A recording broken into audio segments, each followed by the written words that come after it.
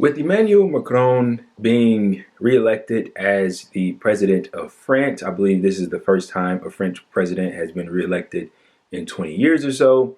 I believe that we should check in to see how his populace is congratulating him for his victory.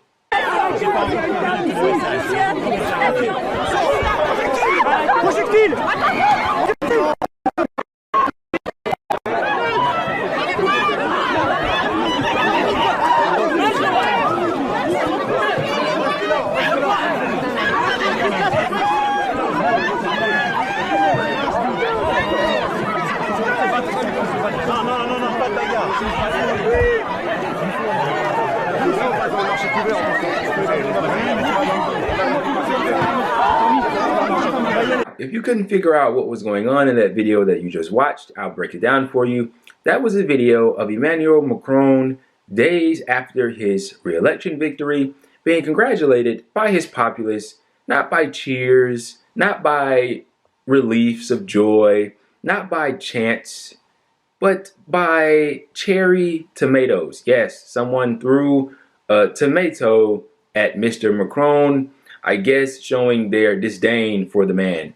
And that video basically encapsulates how the French people of pretty much all ideologies feel about Mr. Macron. And we'll get into a little bit of that in this video, but also the election, how it went, and how it's being portrayed in the mainstream media, especially here in this country of America.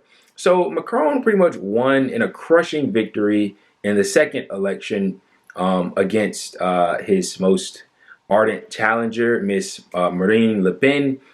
He secured 58% of the vote, which is a large, pretty sizable majority there, and Le Pen only got the 41%. So he seemingly cruised to victory, and that's the sentiment that you're getting from Western media. That's the only sentiment from U.S. media, and you know, they're telling you this as if, oh, he won, you know, the good side won, the nationalists got beat out, and that's all you really need to know about this. The French people stand you know, strongly behind Macron, and they're ready for 5 more years of his rule. Well, the video that I just showed you and more information that I'm about to tell you relay a different message. So protests broke out amongst France.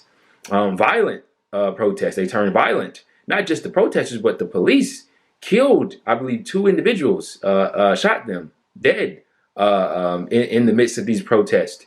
And it got very dirty. And this is the response of Mr. Macron being reelected. He is not liked. He is not liked amongst the French people, and they have very good reason not to like the man. This is a man that champions an ideology known as neoliberalism, and he has been plaguing the people of France, particularly the working people, by being extremely friendly to the business class, to the richest people, much like our politicians do here, while waging unabashedly economic warfare against the working people of France. I mean, one of his policy proposals, for Christ's sake, was to raise the retirement age from 62 to 64. And somehow he got the majority of people 55 and up to vote for him. I mean, that's a marvelous marketing job there. You want to raise the retirement age, but you got the retirees to vote for you. You know, and that's the only margin that he won, by the way. In terms of Marine Le Pen, she got everybody below the age of 55. They were swaying towards her. He didn't beat her out in any age group under 55. And, you know, she's a pretty horrendous figure in her own right, but she did have some policy proposals that I thought were pretty interesting, and some that I actually liked, in fact, you know, things that she had to say about NATO. And, you know, there was this, I think this income tax proposal that she had to wipe it out for people under the age of 30, and a couple of other things. But she's essentially uber nationalist, very, very anti-immigrant, a very hardliner. She's on the far right. And essentially what happened here is kind of what happened 5 years ago when they ran against each other. They rejected her. They didn't want to go that route. But it's notable to say that she got a larger percent of the vote than she did the last go round. So her support is actually increasing. So this isn't just a sweep. He didn't just crush her. She's getting more popular. And that should tell you something after the French endured 5 years of Mr. Macron. Now let me pivot to someone else. There's a man by the name of Jean Mélenchon. He is the left-wing candidate in France, an anti-capitalist. In the past, I believe I've compared him to the likes of a Bernie Sanders. I believe it's actually a bit disrespectful. He's more cut from the cloth of Jeremy Corbyn, one of the former Labour leaders in the UK. And let me just put this into perspective for you. So Mr. Mélenchon came in third place in the first round of elections.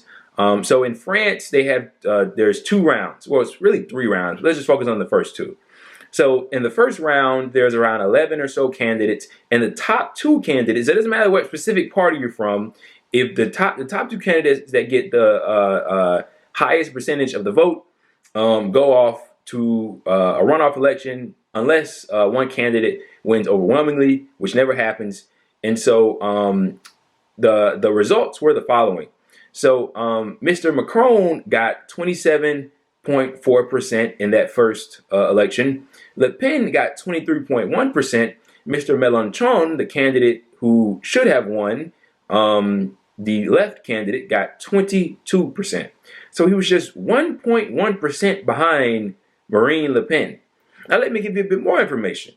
So he is a part of his own party. I can't think of the name right now, but that's his party, right? They got 22%. There was a Green Party. There's a Socialist Party who's largely irrelevant in France, but they're there. There's other anti-capitalist parties. There's a Communist Party in France that were also on the ballot. All these parties got 1 to 3% of the vote. If all these parties came together and coalesced around Mr. Mélenchon and his party, they would have for sure been in the runoff election with Mr. Macron instead of Miss Marine Le Pen. And that's something that gets ignored. As if the French people chose the center because that's what they... No, that's not what what everybody wanted. There was a sizable majority of people that went for different left-wing candidates. Some more popular than others, obviously. Mr. Mélenchon being the most popular. But you have to take that into consideration. And it really shows you where, everything's going. I've said this in the past, but it's kind of like we're on a T-shaped road where you can only go in one direction or the other, hard left or hard right. Nobody wants to stay in the quote-unquote center anymore. The center will not hold.